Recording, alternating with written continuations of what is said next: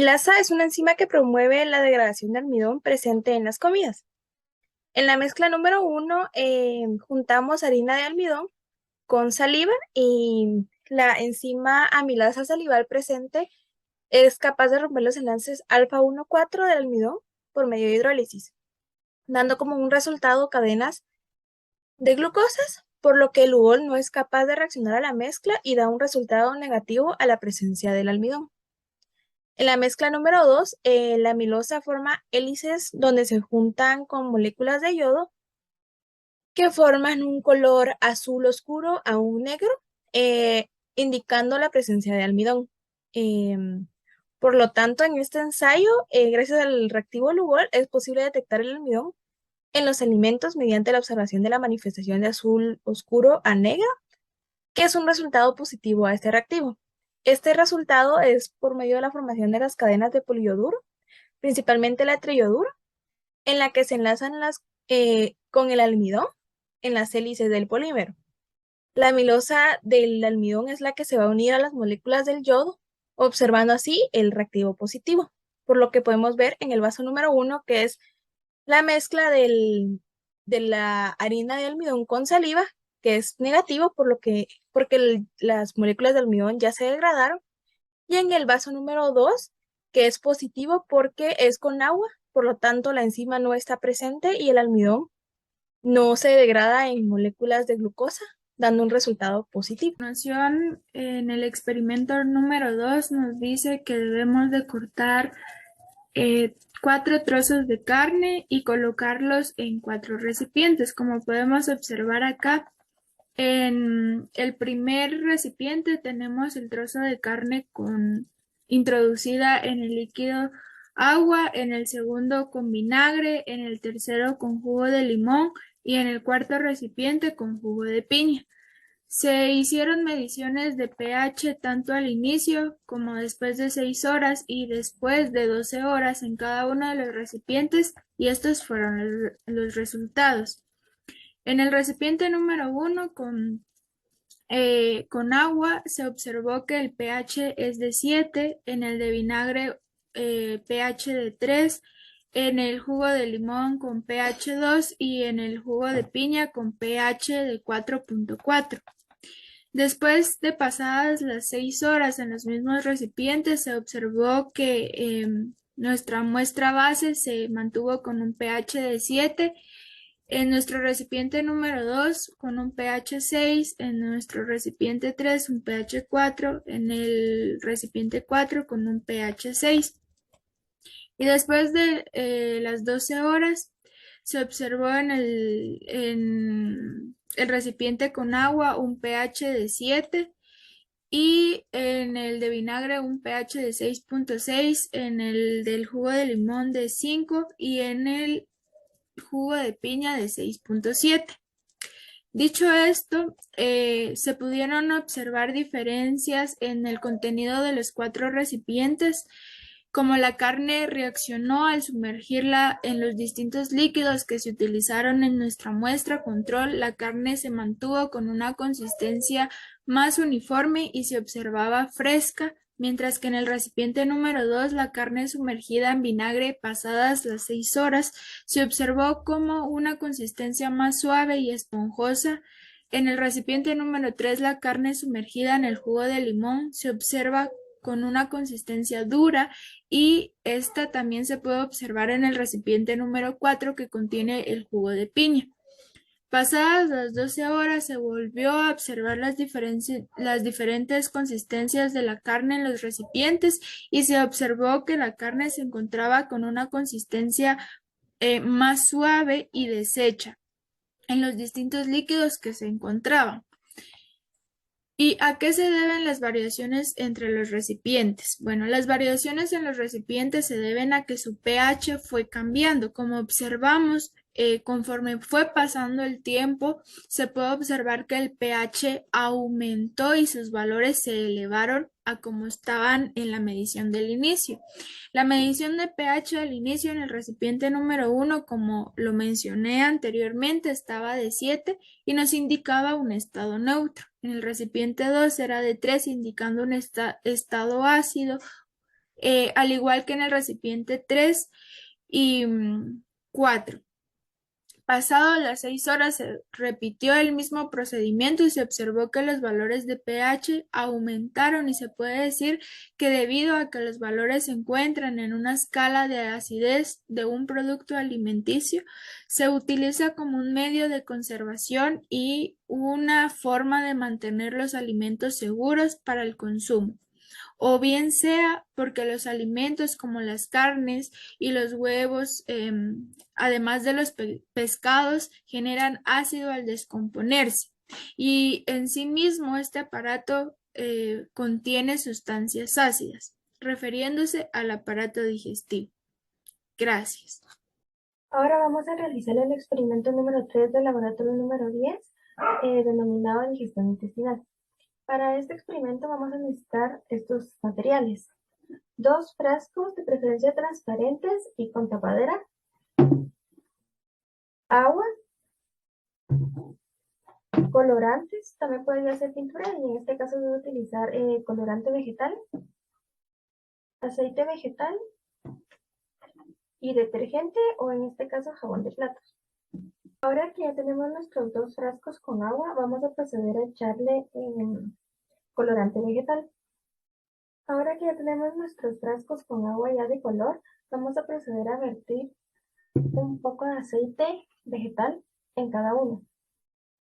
Ahora que ya colocamos un poco de aceite en cada frasco, lo vamos a mover.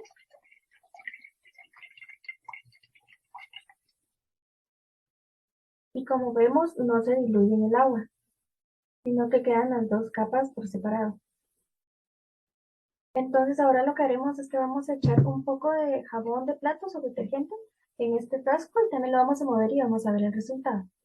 Listo, ahora que ya echamos el detergente o el jabón de platos, lo vamos a mover.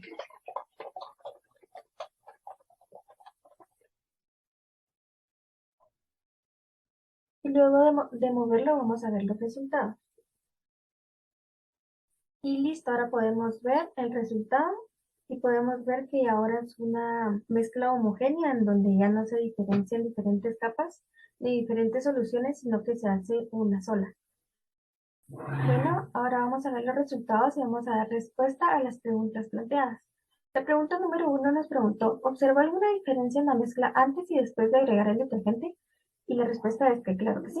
Antes de agregar el detergente al frasco, el aceite y el agua con colorante formaban una mezcla heterogénea, en donde se podía distinguir una sustancia de la otra, incapaz de revolver. Y al agregar el detergente logró diluir el aceite en el agua y así finalmente se formó una mezcla homogénea. La segunda pregunta nos preguntaba cómo se correlaciona la acción del detergente con la función de la bilis en la absorción de las grasas. Y en este caso, el detergente, tal como la bilis, cumple la función de descomponer y de digerir las grasas. Buenos días, mi nombre es Emanuel Monroy y yo les hablaré sobre los procesos de propulsión y mezcla de los alimentos. Primero tenemos que la masticación, ocurre el reflejo masticatorio, el reflejo inhibidor de los músculos de la masticación y también tenemos el reflejo de distensión de los músculos mandibulares. Luego de este proceso continuamos con la deglución, que es una fase voluntaria. Esta ocurre también la fase faríngea involuntaria y la fase esofágica involuntaria. También tenemos la siguiente fase, que sería el almacenamiento en el estómago, que esto, debido a la entrada de alimentos, desencadena el reflejo vagovagal que parte del estómago al encéfalo y luego regresa para reducir el tono en la pared muscular del estómago. Luego continuamos con el ritmo eléctrico de la pared gástrica. Tenemos que cuando el estómago está lleno de alimentos, la parte superior de la pared iniciará con contracciones peristálticas con un ritmo de 15 a 20 segundos. Luego continuamos con la número 5, que sería el vaciamiento gástrico. En este, las contracciones peristálticas hacen que el estómago se vaya vaciando y el píloro opone resistencia al paso del quimo. Luego pasamos a la siguiente, que serían los movimientos del intestino delgado. Estas contracciones son de mezcla. Cuando el quimo penetra en la porción del intestino delgado, genera la segmentación y suelen fragmentar al quimo 2 o 3 veces por minuto. Luego continuamos con la número 7, que sería la válvula ileocecal. Esta previene el reflujo desde el colon hasta el intestino delgado. Continuamos con la número 8, que sería los movimientos del colon. Estos movimientos de mezcla grandes generan grandes constricciones circulares, formando profusiones a modo de sacos llamados austras. También tenemos los movimientos propulsados, que ocurren gracias a las contracciones australes. Y por último, culminamos con la defecación. Esto es cuando surge el deseo de defecar, se da una contracción en el recto y ocurre una relajación de los esfínteres anales, con lo cual ocurre la defecación. También tenemos que el goteo continuo de este material fecal se evita gracias al esfínter anal externo y a los reflejos de la defecación. Gracias. Hola, mi nombre es Deliani Libet García Alvarado. Hablaré sobre hormonas y enzimas gastrointestinales. Entre las hormonas encontramos la gastrina, que es liberada por las células G en el antro gástrico en respuesta a los estímulos asociados con la ingesta de alimentos, como la distensión gástrica, los productos proteicos y el péptido liberador de gastrina. Es liberada por los nervios de la mucosa gástrica durante la estimulación vagal. Los principales efectos de la gastrina son la estimulación de la secreción de ácido gástrico y la estimulación del crecimiento de la mucosa gástrica. La secretina se origina en las células S de la mucosa duodenal y se libera en respuesta al jugo gástrico ácido del estómago que ingresa al duodeno a través del píloro. Tiene un efecto leve sobre la motilidad gastrointestinal y promueve la neutralización de ácido en el intestino delgado al estimular la secreción de bicarbonato pancreático. La motilina es secretada por el estómago y el duodeno temprano durante el ayuno y su única función conocida es aumentar la motilidad gastrointestinal. La motilidad se libera periódicamente y estimula ondas motoras gastrointestinales llamadas complejos mioeléctricos interdigestivos que se promueven a través del estómago y el intestino delgado cada 90 minutos durante el ayuno. Entre las enzimas podemos ver la pepsina, tripsina, carboxipolipeptidasa y tialina. La pepsina tiene un estímulo que tiene que ver con la velocidad de secreción de pepsinógeno y de la cantidad de ácido presente en el estómago, con un efecto en la digestión de las proteínas, degradando las proteínas de los alimentos en péptido. En lugar de acción es el jugo gástrico. La tripsina se secreta por la mucosa intestinal cuando el químico entra en contacto con la mucosa. Su efecto se ve en la degradación de proteínas completas o parcialmente digeridas a péptidos de menor tamaño. Se secreta en el jugo pancreático y es producida por el páncreas en forma de tripsinógeno que se activa por las enterocinas y recién es activada por el duodeno. Su pH óptimo es de 8 y actúa en sitios como aminoácidos, lisina y arginina. Facilita la absorción de nutrientes en las paredes intestinales. En la pregunta número 10 se nos pide explicar la razón por la que nos da sueño después de comer y describir los mecanismos fisiológicos implicados.